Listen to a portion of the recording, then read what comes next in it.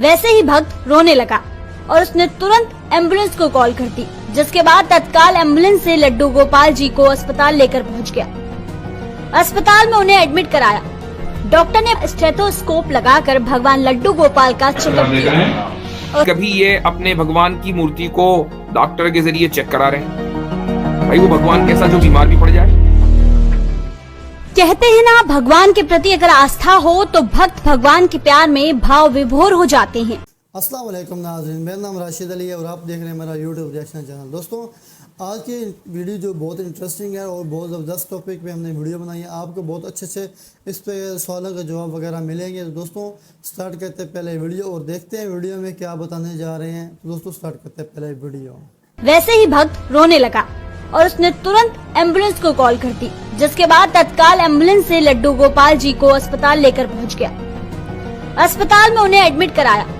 Doctor ने stethoscope लगाकर भगवान लड्डू गोपाल का चेकअप किया। कभी ये अपने भगवान की मूर्ति को डॉक्टर के जरिए चेक करा रहे हैं, भाई वो भगवान कैसा जो बीमार भी पड़ जाए। कहते हैं ना, भगवान के प्रति अगर आस्था हो तो भक्त भगवान के प्यार में भाव विभोर हो जाते हैं। यही हुआ है यूपी के शाहजहांपुर में, जहां एक भक्त भगवान लड्डू गोपाल को स्नान करा रहा था।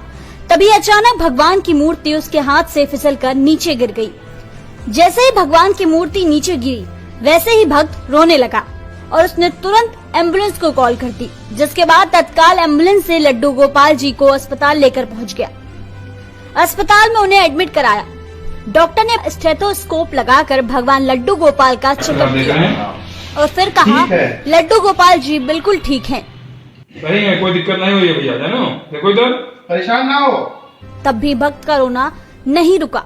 रिंकू नाम का एक व्यक्ति है जो सुजानपुर गांव का है जी, ब्लॉक खुटार का जी। तो उसने एम्बुलेंस 108 को कॉल किया होगा जी। उसके बाद में एम्बुलेंस वहां पहुंची और लेने गई तो पता चला कि लड्डू गोपाल की मूर्ति है, जिसको स्नान करा रहा होगा, वो गिर गई होगी जी। वो बहुत रो रहा है, ऐसा लगता है कि श्री कृष्ण का बहुत बड़ा भक्त है जी। इस वजह से उसे सांत्वना दे दी गई है कि हाँ सब ठीक है जी। बाकी अभी यहीं पे है, तो उसको समझाने की कोशिश की जा रही है कि दरअसल खुटार थाना क्षेत्र के सुजानपुर गांव के रहने वाले रिंकू की भगवान लड्डू गोपाल में अटूट आस्था है। जब रिंकू लड्डू गोपाल को अस्पताल लेकर पहुंचा तो वहां लोगों की भीड़ लग गई और सभी देखने लगे कि कैसे रिंकू की भगवान के प्रति कितनी अटूट आस्था है। तो समझाओ कैसे मानेंगे। अब कुछ खिलाओ पिलाओ, कुछ खिलाओगे? नहीं खाएंगे, अब जब खिलाओगे तब तो जल्दी सही होंगे। कभी ये अपने भगवान की मूर्ति को डॉक्टर के जरिए चेक करा रहे हैं, भाई वो भगवान कैसा जो बीमार भी पड़ जाए। कभी भगवान की मूर्ति को गर्मी लग रही है और कभी सर्दी लग रही है, कभी उस पर लिहाफ डाल रहे हैं तो कभी कॉटन के कपड़े सिल रहे हैं उसके लिए। और जब उनसे पूछो कि ऐसा क्यों, कह लेंगे हम असल में उसी तरीके से मोहब्बत करते हैं जैसा हम अपने बड़ों से लगाव करते हैं, ऐसे ही हमें इन मूर्तियों से मोहब्बत है। तो भाई मोहब्बत का मतलब ये तो नहीं है ना कि आप जिस चीज से भी मोहब्बत करें उसको उसी तरीके से ट्रीट करें। एक आदमी को अगर अपनी कार से बहुत मोहब्बत है, उसके पास लग्जरी गाड़ी है, अपने मकान से मोहब्बत है, तो क्या फिर वो अपनी गाड़ी और मकान की पूजा करेगा? नहीं करेगा। तो ये बगैर दलील के एक बात है, इसी को कहते हैं खुराफात परस्ती, तवहुम परस्ती। बगैर दलील के कुछ भी मान लेना। अब आप उनसे पूछें कि आप राम जी को भगवान मानते हैं और इंसान भी मानते हैं कि वो भगवान थे इंसान के रूप में, तो अगर इंसान थे तो वो इंसानी तारीख में उनका कहीं ना कहीं कोई सबूत होना चाहिए। राम जी का कोई सबूत इंसानी तारीख में नहीं है। उसके जवाब में ये अहमकों की जमात ये कहती है कि भाई अल्लाह ताला का भी तो इंसानी कोई तारीखी सबूत नहीं है। तो भाई अल्लाह ताला इंसान ही नहीं है कि इंसानी तारीख में उसका सबूत हो।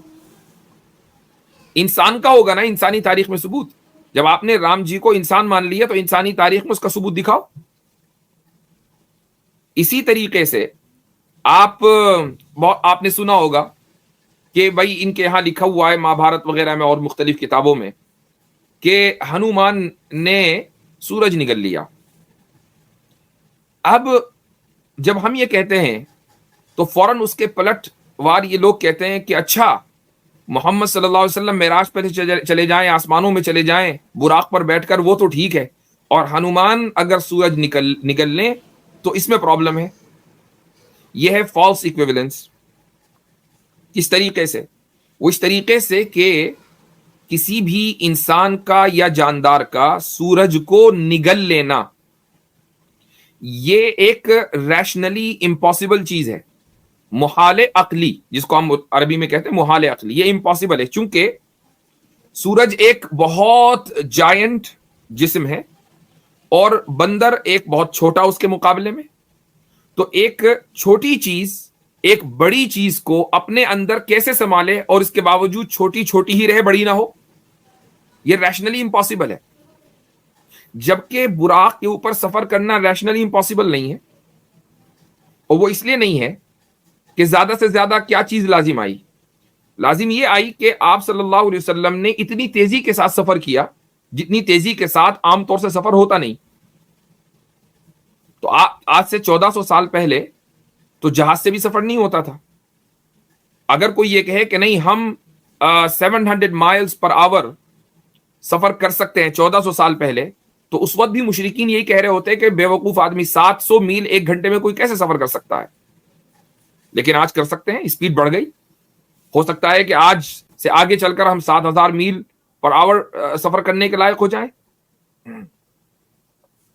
तो आप सल्लल्लाहु अलैहि वसल्लम ने उस स्पीड से सफर किया कि जिस सफर जो आम तौर से इंसान नहीं कर पाता। लिहाजा मुअजिजा वो है कि जो अपनी जात में मुमकिन हो लेकिन हमें उसके देखने की आदत ना हो। जबकि एक बंदर का सूरज को निगल लेना ये अपनी जात में मुमकिन नहीं है। तो दोनों इक्वल नहीं है। लेकिन लोग हैं कि मानते हैं कि जी हां, हनुमान ने सूरज को निगला था। उसके बाद आप मसलन इनसे पूछें कि ये ईसाइयों से भी सवाल है और हिंदुओं से भी कि खुदा जब अवतार की शक्ल में इस दुनिया में आ गया और एक इंसानी रूप उसने धार लिया, वो चाहे आप उसको जीसस बोलें या उसको कृष्ण बोलें, राम बोलें, कुछ भी बोलें, तो खुदा जो कि कादिर मुतलक है, कि जिसके पास एब्सोल्यूट पावर है, इंसानी जिस्म में आने के बाद अब उसकी एब्सोल्यूट पावर खत्म हो गई।